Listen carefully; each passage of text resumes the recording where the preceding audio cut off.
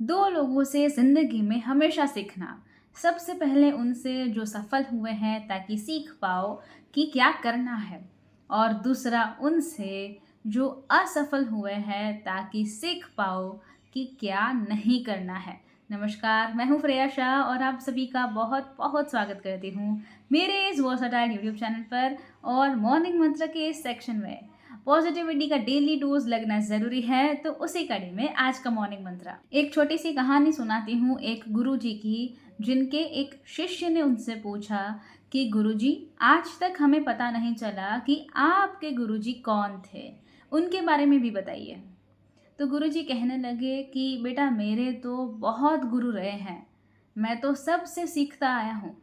लेकिन चलो तुम्हें कुछ गुरुओं के बारे में बताता हूँ।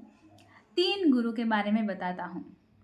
सबसे पहले जब मैं साधना के दौर में आया था, नया-नया तपस्वी बना था, साधु बना था, तो ऐसे ही गाँव में से निकल रहा था, शाम का समय था, अंधेरा होने को आया था।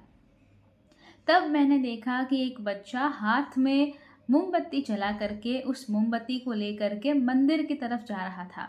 तो मैंने सोचा, चलो इससे पूछते हैं, इसको अपने ज्ञान का प्रदर्शन करके बताते हैं। तो मैंने उसे बुलाया और पूछा कि बेटा, जब तुम घर से निकले मोमबत्ती हाथ में लेकर के, तो ये बुझी हुई होगी, फिर तुमने इसे जला दिया होगा। उसने कहा, हाँ जी हाँ जी। तो बेटा मुझे बताओ कि ये ज्योति, ये प्रकाश, ये रोशनी आई कहाँ से?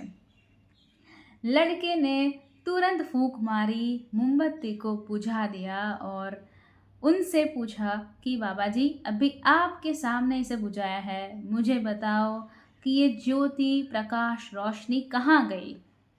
क्या आपने उसे जाते हुए देखा है? मेरा सारा अहंकार चकनाचूर हो गया। मैं जिस ज्ञान पर घमंड कर रहा था वो नष्ट हो गया। छोटे से बच्चे ने मुझे सिखा दिया, मुझे समझा दिया कि ज़्यादा भी ज्ञानी बनने की आवश्यकता नहीं है। उस बच्चे ने मेरे सवाल का मेरे ही अंदाज में जवाब दे दिया। कुछ महीनों बाद ऐसे ही मैं भ्रमण पर निकला हुआ था, एक तालाब के पास से जा रहा था।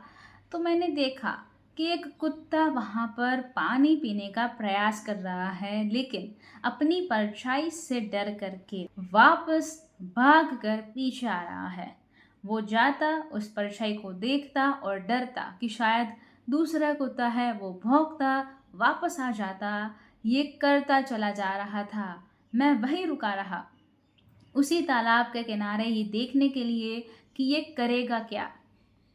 10-12 बार जब उसने ऐसा कर लिया, तो अंत में वो थोड़ा पीछे गया, दौड़ा, भागा, छलांग लगाई और तालाब में कूद गया। बड़ी देर से प्यासा था, प्यास बुझाना चाहता था। तालाब में जाके उसने पानी पी लिया और मस्ती में मग्न होता हुआ, झूमता हुआ बाहर आ गया।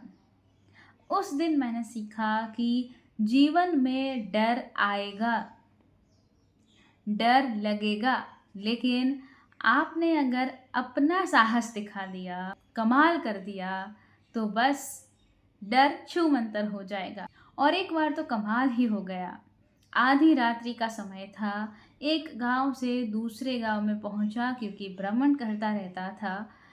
उस गांव में पहुंचा तो परेशान था कि यहाँ किससे पूछूंगा, कौन बताएगा कि मंदिर कहाँ है, कहाँ जा कर के विश्राम करूंगा, कहाँ आसरा मिलेगा।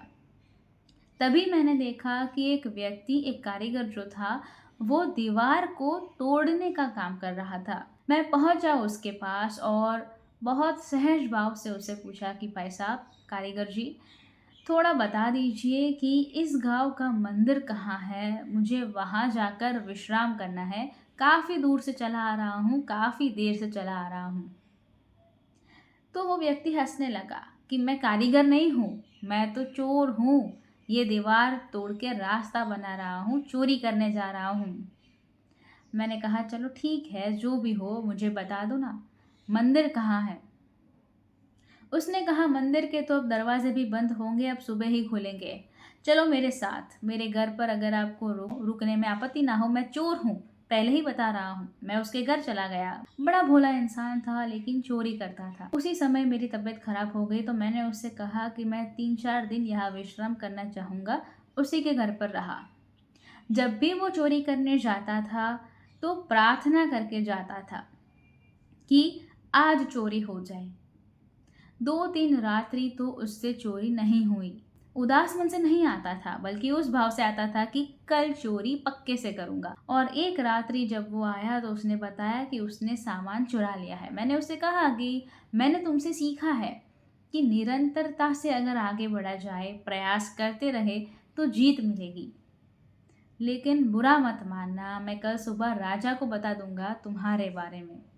क्योंकि तुम्हें तुम्हारी भूल का प्रायश्चित करना ज़रूरी है। हट्टे-कट्टे नौजवान हो, चोरी करते हो, गलत बात है। उसने कुछ नहीं कहा। अगले दिन सच में मैंने राजा के दरबार में जाकर के उसके बारे में बता दिया। राजा ने उसको बुलाया और शायद राजा ईमानदारी से प्रसन्न हो गए।